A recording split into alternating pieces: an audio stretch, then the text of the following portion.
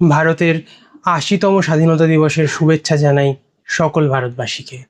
তবে এই ৭৯ বছর পরেও কিছু কিন্তু রয়ে গেছে এদেশে। আজকের লেখাটা সেই কিন্তুদেরকে নিয়ে।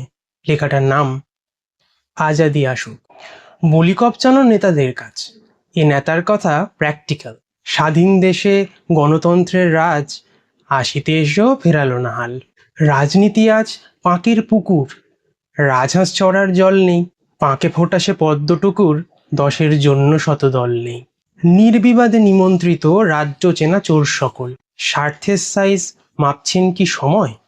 নীতিমারা ব্যক্তিকেও আগলাচ্ছে জেতা দল, তবে সাধারণের ভোট দানে কি মানে রয়? সেই ব্রিটিশ রাম অযোধ্যা নেই, আছে ধর্মের তরবারি। বহু ভক্তরা আজও দিন যোদ্ধা, ভাতে নুন নেই তরকারি। পুরুষে নারী, নারীতে পুরুষ, আসক্তে নয় আছে আতঙ্কতে। ফেক হওয়ায় সমাজগুরু মেতেছে নীলকণ্ঠেন কলস্রোতে। সভ্যতা ভাঙে মতের অমিল, জাজমেন্ট যেন খোলামকুচি। সহজ জীবন এতই জটিল, অ্যাপিল করে না সরল রুচি।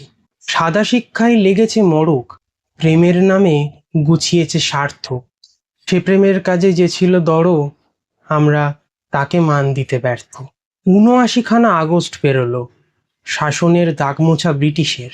তবু এসবের থেকে আজাদি এলো নতুনের শাসনকালে এদেশের। আর কোন কোন বিষয় থেকে তোমরা আজাদি চাও জানিও কমেন্ট বক্সে।